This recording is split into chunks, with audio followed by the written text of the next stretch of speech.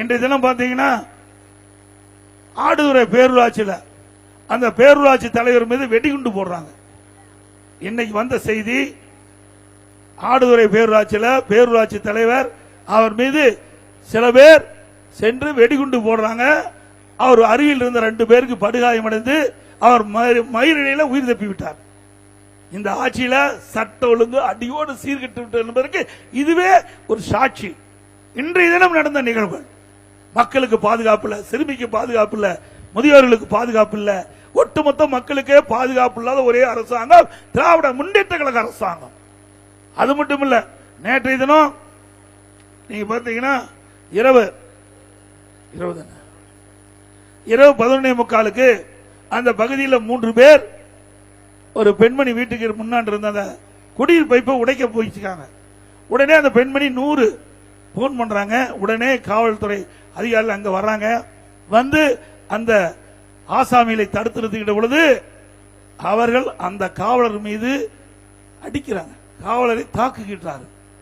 ஒரு போலீஸ்காரருக்கு இப்படிப்பட்ட நிலைமை. போலீஸை காக்கிறதுக்கு இனிமேல் ராணுவம் தான் வரணும். மக்களை காக்கிறது போலீஸ். ஆனா போலீஸே தாக்கப்படுகிறான்னு சொன்னா இது யார் மக்களை பாதுகாப்பது? ஒரு கேள்விக்குறியாக இருக்கின்றது. இந்த விடியா திமுக அரசாங்கத்தில் குற்றச்செயல் ஈடுபடுகிறவர்களுக்கு காவல்துறை கண்ட பயமே இல்லை. ஆனா அனைத்து இந்திய அண்ணா திராவிட முன்னேற்ற கழக அரசுகின்ற பொழுது சட்டத்தின் ஆட்சி நடைபெற்றது. இன்றைக்கு மக்கள் நிம்மதியாக வாழ்ந்தார்கள். பெண்களுக்கு முழுமையான பாதுகாப்பு கிடைக்கப்பட்டது.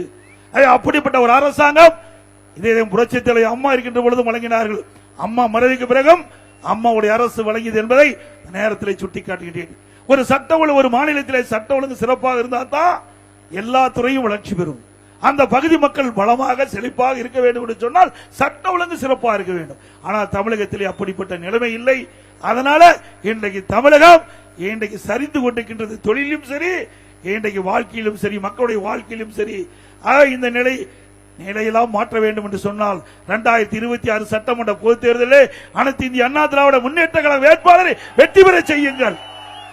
பிளே ஸ்டோர் மற்றும் ஆப் ஸ்டோரில் இருந்து பாலிமர் செயலியை QR கோடு மூலம் பதிவிறக்கம் செய்யுங்கள். செய்திகளை உடனுக்குடன் பெறுங்கள்.